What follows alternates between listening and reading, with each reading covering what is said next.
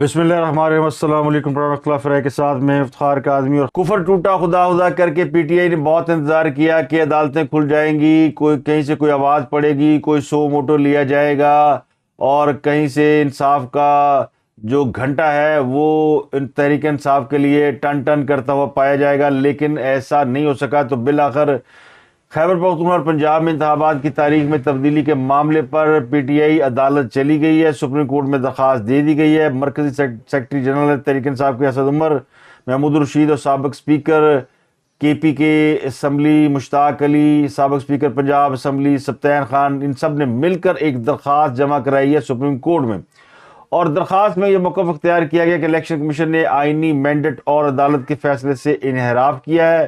Election commission کو schedule کے مطابق 30 اپریل کو ہی الیکشن کرانے کا حکم دیا جائے۔ تو تحریک انصاف الیکشن کی معطلی کے خلاف یا اسے پوسٹ پون کیے جانے کے خلاف سپریم کورٹ میں باقاعدہ چلی گئی ہے۔ شیر رشید اس سے پہلے ہی سپریم کورٹ میں درخواست دائر کر چکے ہیں، اور اب اس الیکشن کے معاملے پر بہت سی سیاسی جماعتوں میں اتفاق رائے بھی پایا جا رہا ہے، اور لگتا ہے کہ بہت سی سیاسی جماعتیں جو کہ الیکشن کی خواہش رکھتی ہیں وہ شاید اس معاملے میں ایک ہو جائیں۔ جماعت اسلامی نے آفر کیا عمران خان صاحب کو کہ جناب منصور تشریف لائیں اور مل کر کوئی بات کر لیتے ہیں، کیونکہ حکومت تو الیکشن کرانا نہیں چاہتی، اور نگران حکومت بھی پی ڈی ایم کے کا ہی ایک فرینچائز لگ رہی ہے۔ تو جماعت اسلامی اس سے پہلے بھی 2018 کے الیکشن میں اور اس سے پہلے بھی 2013 میں کے پی کے میں پی ٹی آئی کی اتحادی تھی۔ تو اب ایک بار پھر Jamaat Islami P T I کے ساتھ اتحاد کی راہ ہموار کر رہی ہے، اور اس کی شاید بنیادی وجہ کراچی میں ہونے والا بلدیاتی الیکشن ہے، جہاں وہ میئر کی سیٹ ڈیمانڈ کر رہے ہیں اور پیپل پارٹی انہیں میئر کی سیٹ دے نہیں رہی۔ تو بہرحال یہ ایک نیا اتحاد بننے جا رہا ہے، تو میں نے کہا آپ کو اس کی بارے میں بھی سے بتا دے کہ کہانی کس طرف جا رہی ہے۔ عمران خان صاحب کی لاہور کی 3 عدالتوں سے ضمانت منظور ہو گئی ہے، اور ججوں نے ان کی باعزت احترام بصد احترام ان کی جو ہے ضمانت لی ہے۔ انسداد دہشت گرد کی عدالت میں آج عمران خان صاحب خود گئے تھے۔ آج انہوں نے وہ نہیں پہنا ہوا تھا جو انہوں نے گزشتہ روز پہنا ہوا تھا، وہ جو فوڈ پانڈا کا جو ڈبہ نہیں ہوتا اس کو انہوں نے کالا کر رنگ کرا کے اس کو انہوں نے ہیلمٹ بنایا ہوا تھا، جیسے کوئی بلٹ پروف انہوں نے فوڈ پانڈا کا جو چوکٹا منہ کے اوپر اوڑا ہوا تھا۔ تو کل اس کا جب توا لگا ہے تو آج خان صاحب نے پھر اتار دیا، آج انہوں نے کالا چشمہ لگا اور نواں سوٹ پا، اور کہتے ہیں ساڑی فرمائش تھے خان صاحب آج فرمائشی پروگرام میں۔ آج ان کے لیے خوشی کا دن ہے کہ انہوں نے ایک بڑے جلسے سے خطاب کرنا ہے، اور جلسہ بڑا ہوگا یہ اس بات کی انہیں توقع ہے۔ تو انہوں نے کالا چشمہ لگا کر پہنچے عدالت میں، اور 3 مقدمات ہیں یہ خان صاحب کے خلاف ریس کورس تھانے میں۔ ان میں پی ٹی آئی کی کارکن ذل شاہ کی جو موت ہوئی، اس کے علاوہ جلاؤ گھراؤ کار سرکار میں مداخلت، ان سب میں انسداد دہشت گردی کی جو دفعات لگی ہوئی ہیں، اور اعانت جرم یعنی جرم میں معاونت کرنے کی دفعات شامل ہیں۔ ان مقدمات میں عمران خان صاحب نے آلریڈی ہائی کورٹ سے ضمانت منظور کرا رکھی تھی، تو عدالت نے کہا تھا کہ آپ متعلقہ عدالت سے رجوع کریں، یعنی اینٹی ٹیررسٹ کوڈ بھی جائے وہاں سے اپنی ضمانت کرائیں۔ تو خان صاحب نے آج وہاں پہنچ کے ضمانت کرا لی ہے، 4 اپریل تک ان کی عبوری ضمانت منظور ہوئی ہے۔ اس دوران جج کے ساتھ خان صاحب کے 2 ڈائلاگ ہوئے، اور ایک ڈائلاگ تو جج اجاز احمد بھٹر نے عمران خان سے مخاطب ہوتے ہوئے کہا کہ آپ نے شامل تفتیش ہو رہا ہے، 1-1 لاکھ کا مچلکہ دینا ہے، اور کسی بھی تاریخ پر غیر حاضر نہیں ہونا۔ اچھا، یعنی جس طرح کوئی ٹیچر نہیں سمجھاتا اپنے اسٹوڈنٹ کو کہ بیٹا کل آپ نے غیر حاضر نہیں ہونا، بہت غیر حاضری کر لیا، بڑے پھوٹے لالے ہونڈے تسی غیر حاضر ہونا۔ تو عمران خان نے جج کو اجاز احمد بھٹر صاحب جج تھے، ان کو جواب دیا جی سر، یس سر۔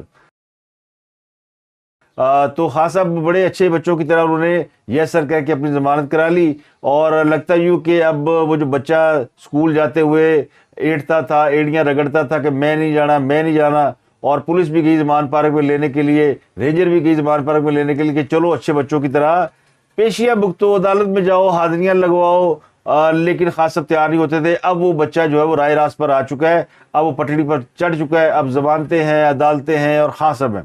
تو اگلی جو ان کی منزل ہے وہ اسی طرح ضمانتیں کراتے اور عدالتوں میں پیشیاں بھگتتے ہوئے گزر سکتی ہے، اگر الیکشن نہ ہوئے اور وہ جیت کر وزیر اعظم نہ بنے۔ وزیر اعظم بن گئے تھے پھر بندہ بندے کے سارے گناہ معاف ہو جاتے ہیں, سارے اس کے جو مقدمات ہیں وہ ختم ہو جاتے ہیں.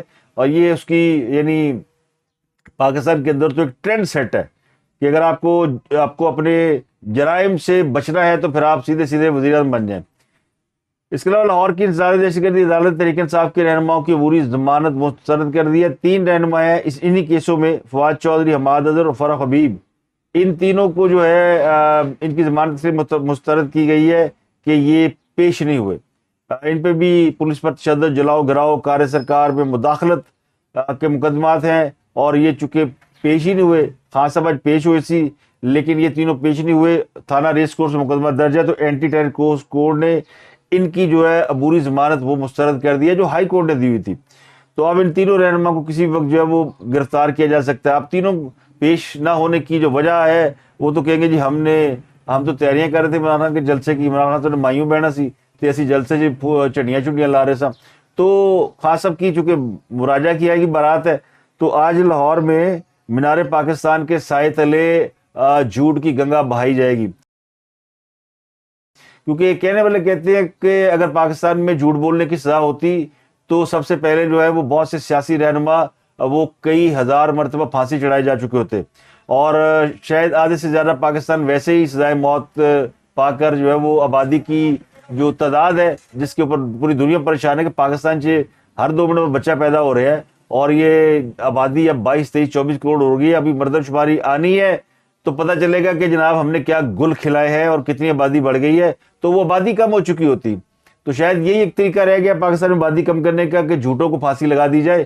تو پھر بہت سے جھوٹے اس ملک میں نہیں رہیں گے, لیکن پھر سیاست کون کرے گا, یہ سب سے اہم سوال ہے.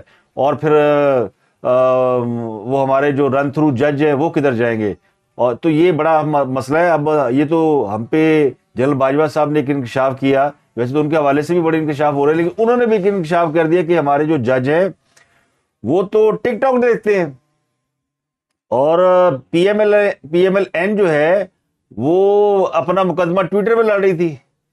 تو اب پتہ چلا کہ جج جو ہے وہ ٹویٹر کے سے زیادہ ٹک ٹاک کے شوقین ہے, کیونکہ ٹک ٹاک تو ایڈی بےزتی ہوتی ہے نا, وائرل ہو جاتی ہے. ٹویٹر پہ تو آپ نے ٹویٹ لکھا, کسی نے پڑھا کسی نے نہ پڑھا, اور پڑھے لکھے لوگ ٹویٹر پہ جائیں گے. لیکن ٹک ٹاکر جو ہے وہ تو ہر ایک کے موبائل پہ ہے, دکاندار کے موبائل پہ بھی ہے, وہ کہیں دیکھتا ہوگا ایشوریا رائے کی یا کسی اور ایکٹر کی ایکٹریس کی کوئی ویڈیو دیکھنے کے چکر میں جب سکرول کرتا ہے تو بیچ میں پولیٹیکل بھی اس کے آ جاتی ہیں چیزیں, کیونکہ ٹیگ کیا ہوتا ہے ڈاکٹروں کے نام پہ, تو ٹیگ سے وہ چیز ابھر کے آپ کے سامنے آ جاتی ہے. تو پتہ چلا کہ خاص صاحب کو شاید اس بات کا علم ہوگا کہ وہ, اس لیے میں کہتا ہوں کہ خاص صاحب نے یعنی جو ٹک ٹاکر سے وہ ملاقاتیں کرتے تھے, ہم لوگ بڑی تنقید کرتے تھے کہ خان وزیر اعظم ہو کر ٹک ٹاکر سے ملاقاتیں کر رہے. تو آج پتہ چلا کہ وہ ٹک ٹاکر سے ملاقاتیں جو تھی وہ بے سود نہیں تھی, بے فائدہ نہیں تھی. خان کو بڑی سمجھ تھی کہ وہ ججوں سے ملتے ہوں گے نا کہ جج جو نا ویلے بہ کے صرف ٹک ٹاک دے دینے, اور ٹک ٹاک پہ انہوں نے پھر وہ ویڈیو چڑھی اور وہ ویڈیو بنائی. میں بھی ایک دن سوچ رہا تھا کہ ٹک ٹاکر پہ جو پولیٹیکل ویڈیوز یہ کیا کام کرتی ہوں گی, کون انہیں دیکھتا ہوگا. لوگ تو ٹک ٹاک انجوائے کرنے کے لیے دیکھتے ہیں, لیکن پتہ چلا نہیں جناب, جج صاحب دیکھتے ہیں, اور یہ جج ٹک ٹاکر سے بڑے انفلوئنس ہوتے ہیں, اور بےزتی ہوتی ہے جب ان کی بار بار ایک ویڈیو چلتی ہے تو جج پھر ڈرتے ہیں. تو بیگمات کے حوالے سے, ججوں کے حوالے سے جو بات آئی کہ جی وہ بیگمات سے بھی بڑا ڈرتے ہیں, بچے بھی ان کے اوپر انفلوئنس کرتے ہیں, اور ٹک ٹاک پہ بڑی بےزتی ہوتی ہے. یا تو ٹک ٹاکر کے ذریعے ججوں کو خاص صاحب انفلوئنس کرتے رہے. یہ ویسے خاص صاحب کی مہارت ہے کہ انہوں نے پکڑا مسلم لیگ نون اور پیپل پارٹی اس معاملے میں مار کھا گئے. ان کو اس بات کا اندازہ نہیں ہو کہ جنگ کس پلیٹ فارم پہ لڑنا ہے.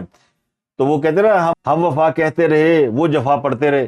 تو یہ ہوا ہے, تو اس لیے ان کی آواز سنی جاتی ہے. اب پی ایم ایل این جو ہے نا, وہ انہوں نے ایک ٹک ٹاکر نکال دیا تھا نا, وہ بڑا یوں ماتھے پہ کرتا تھا, بٹ کیا نام تھا اس کا. تو لگتا ہے کہ اس جیسے ٹک ٹاکرز کی انہیں دوبارہ خدمات حاصل کرنا پڑے گی, اور اس معاملے میں پھر یعنی تاکہ جج اس کو دیکھ سکے. تو پہلے ججوں پہ ٹرک کا الزام لگا کہ جی وہ ٹرک آتا ہے تو فیصلے ہوتے ہیں, پھر ان کے اوپر رن تھرو ہونے کا الزام لگا کہ بیویوں کے انفلوئنس ہوتے ہیں, اب وہ ٹک ٹاکرز کے انفلوئنس میں چلے گئے ہیں.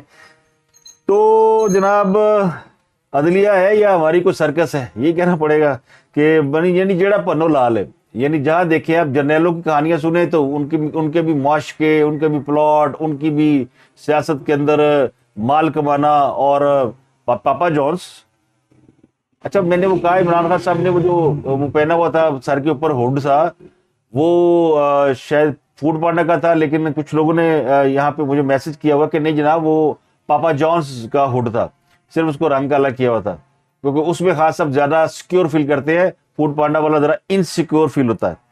تو بہرحال جیڑا پنو لال ہے جناب. تو خان صاحب کے فوکل پرسن اور ان کے بھانجے حسان نیازی جنہیں کل کوئٹہ پولیس لے گئی تھی، ان کی آج ضمانت منظور ہو گئی ہے.